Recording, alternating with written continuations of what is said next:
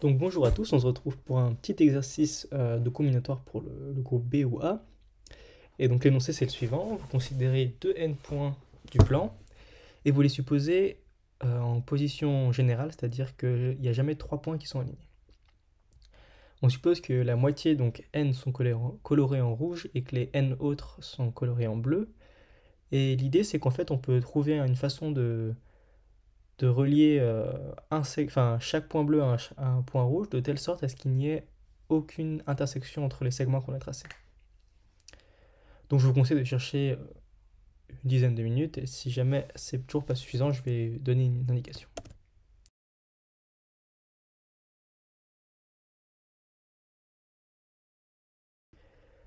Donc l'indication, en fait, c'est un exercice qu'on appelle d'extrémum, c'est-à-dire qu'en fait il faut trouver le couplage solution parmi tous les couplages en le prenant extrémum pour une certaine quantité.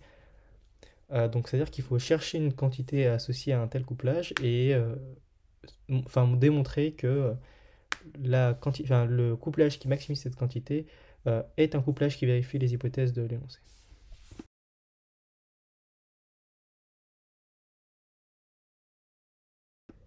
Donc je vais présenter la solution, une solution, et l'idée c'est qu'il y a déjà un nombre fini de couplages en fait, qu'il y a un nombre fini de points, et donc du coup, peu importe la quantité que vous associez à un couplage, vous pourrez trouver un couplage qui maximise cette quantité.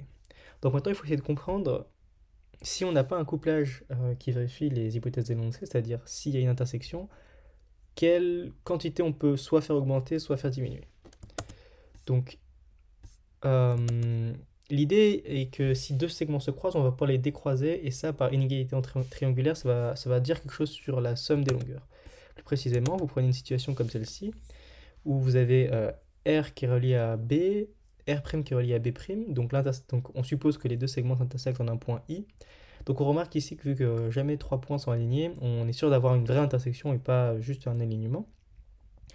Donc en fait on va avoir des vrais triangles quoi. Et qu'est-ce qui se passe? On aimerait bien décroiser, c'est-à-dire qu'on aimerait bien relier R à B' et R' à B. Donc c'est les nouveaux segments que j'ai notés en orange ici. Et là visuellement on voit bien ce qui se passe en fait.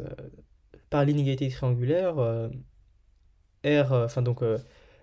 RI plus IB', c'est plus petit que RB', et etc. en bas. Et donc, du coup, en fait, ce que ça nous donne en appliquant deux fois l'unité triangulaire, c'est que la somme des deux segments orange est strictement inférieure à la somme des deux segments gris. Donc, ça veut dire que si vous avez une intersection et que vous la décroisez, vous avez fait décroître strictement la somme de toutes les longueurs, parce que vous n'avez pas changé les autres. Donc c'est ce que je dis. Donc par l'unité triangulaire, on a que les nouveaux segments, donc orange, RB' et R'B, ont une longueur qui est plus petite que la somme de ces quatre longueurs, qui en fait, comme on l'a vu dans le schéma avant, en fait, a été juste la somme des deux segments gris. Et donc ça veut dire que tant que vous n'êtes pas dans un couplage qui respecte les conditions de l'énoncé, vous pouvez faire décroître strictement la somme de toutes les longueurs.